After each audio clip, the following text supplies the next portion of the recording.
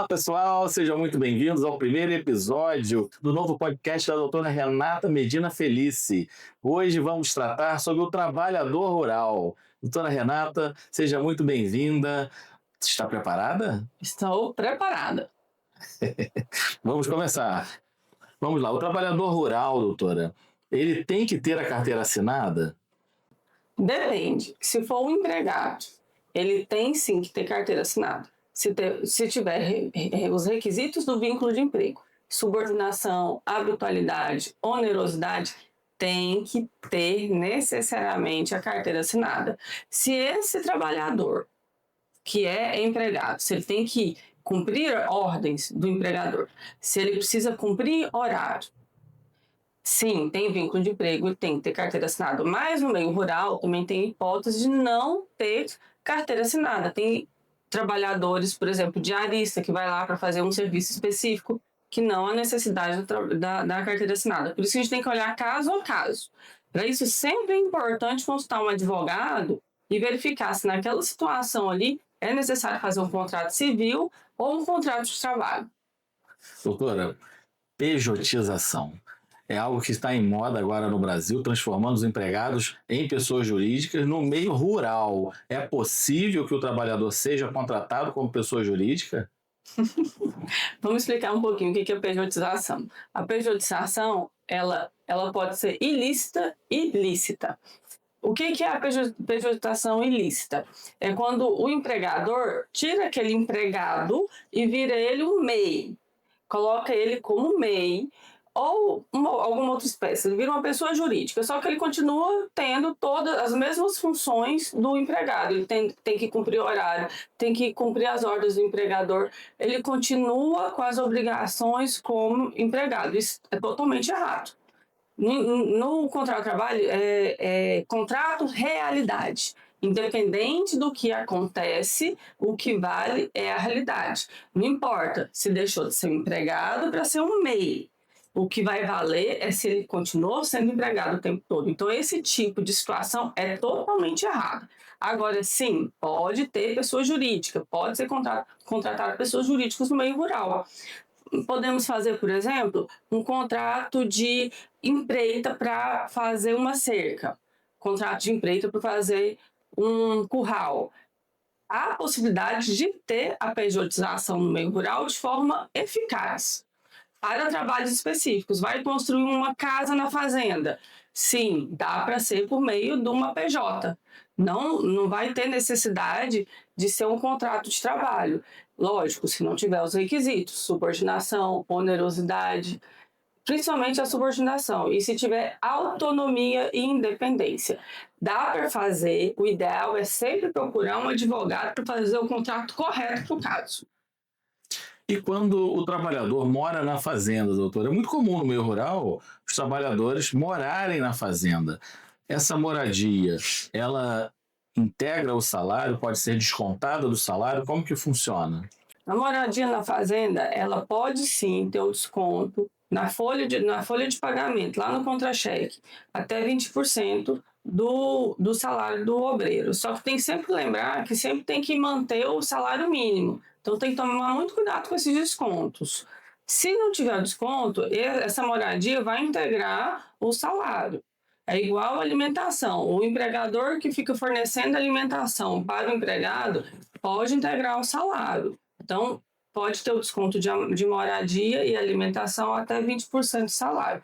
A hipótese de não ter o desconto de forma eficiente e legal é se tiver o contrato de cessão de utilidade rural homologado pelo Sindicato dos Trabalhadores Rurais. O problema principalmente no interior, você achar sindicato de trabalhador rural atuante e que vai assinar esses contratos. Então, o ideal para você ter algo eficaz, não ter problema no futuro, é fazer o desconto da moradia e da alimentação, se for fornecida a alimentação, mas isso já tem que ser combinado desde o primeiro dia do contrato. Se você optar por não fazer esse desconto, e se não tiver esse contrato de cessão de utilidade rural, fique ciente que se esse trabalhador entrar na justiça contra você, você vai ter que pagar por essa moradia para ele, porque integra o salário. Quando a gente fala integro salário, o que é que significa? Ele vai contar quando faz horas extras, vai contar no FGTS, vai ter todos os reflexos nas férias. Então, integra o salário, sim. Você vai ter que pagar um dinheirinho para ele ainda. Caramba, doutor, agora eu fiquei até com medo, porque se eu tiver, por exemplo, um trabalhador rural contratado como diarista, digamos que eu não tenha serviço para uma determinada função todo dia. Eu quero que apenas que a pessoa vá lá uma vez na semana, eventualmente, prestar esse serviço. Como diarista, eu tenho todo esse risco? Se esse diarista for para fazer algo específico e esse diarista decidir que dia que ele vai, quando ele vai e por que ele vai, se ele tem interesse de ir ou não, se ele tem autonomia em fazer aquele serviço do jeito, na forma da técnica dele.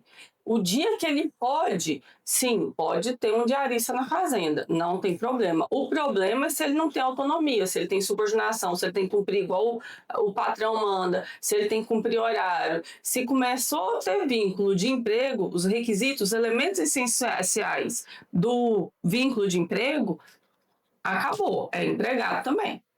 Tem a possibilidade, mas tem que tomar muito cuidado. Para esse diarista que vai lá fazer um trabalhinho, ficar fazendo outro, e acabar se tornar empregado sem carteira assinada, totalmente irregular. Entendi, doutor. Agora eu fiquei até mais tranquilo.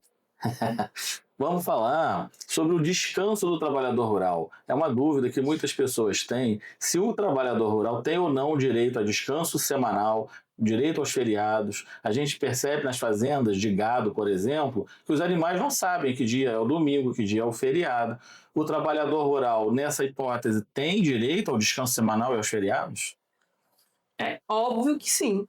Trabalhador rural, empregado rural, tem direito ao descanso semanal remunerado, ao feriado, independente se vai ter serviço na fazenda ou não. Aí é quem tem a obrigação de organizar a fazenda é o empregador. Então, se o gado continua tendo atividade diariamente e precisa de manejo todos os dias da semana, então o empregador tem que contratar outro empregado.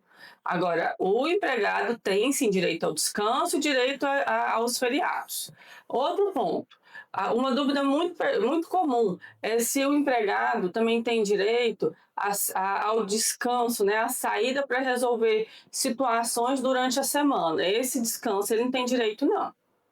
Essa folga semanal é referente ao descanso semanal remunerado. Pode ser durante a fazenda, pode ser durante a semana, preferencialmente ao domingo.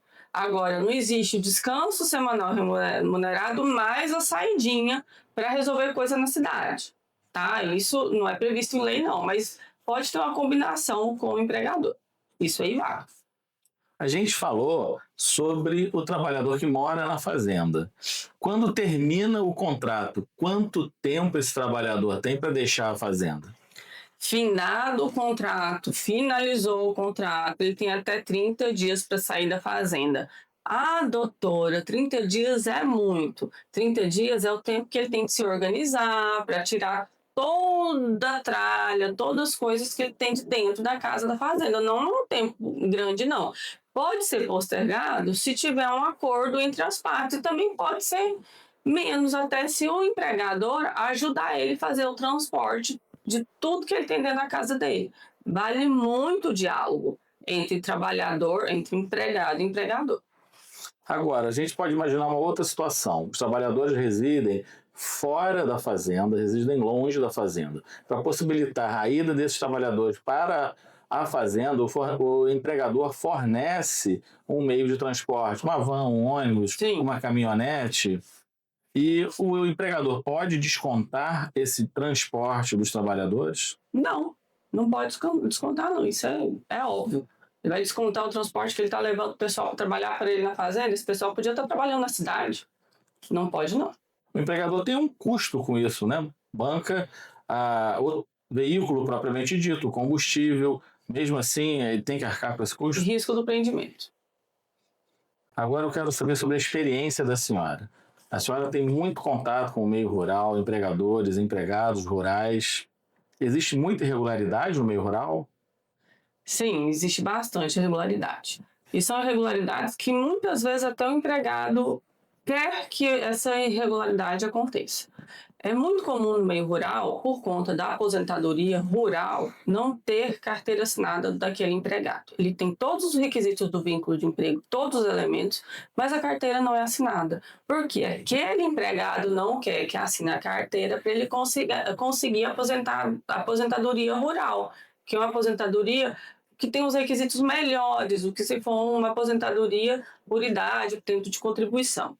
Então, tem muita irregularidade, tem a precarização da mão de obra rural em decorrência dessa aposentadoria. Os empregados geralmente não querem e os empregadores muitas vezes aproveitam dessa situação e não pagam nenhum tipo de verbas, muitas vezes nem o salário mínimo integral eles pagam. Com essa desculpa de que se assinar carteira, ele vai perder o direito da aposentadoria rural. Então, tem empregador, sim, que aproveita da situação e precariza, sim, a atividade rural.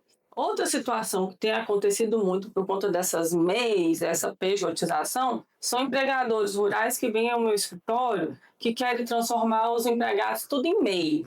É empregado, tem todos os requisitos do vínculo de emprego, mas eles querem transformar tudo em MEI.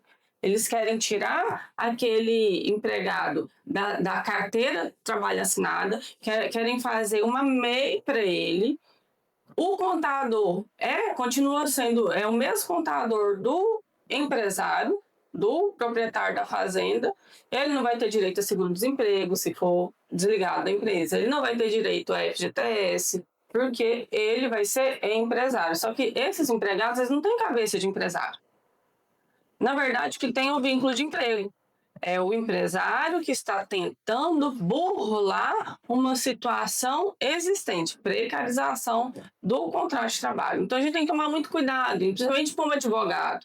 A gente tem que orientar nossos clientes, quando empresários, que esse tipo de precarização, além de ser péssima para o empregado, é péssima para o empregador também. Porque esse empregado, a qualquer momento, pode ir na Justiça do Trabalho e requerer todos os direitos do tempo que ele não tinha carteira assinada, que ele foi obrigado a fazer uma MEI.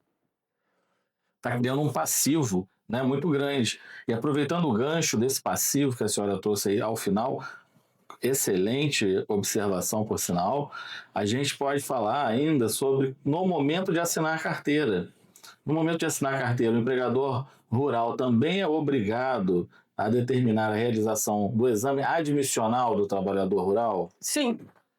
Assinou carteira de trabalho, tem que cumprir todos os requisitos como se fosse um trabalho urbano.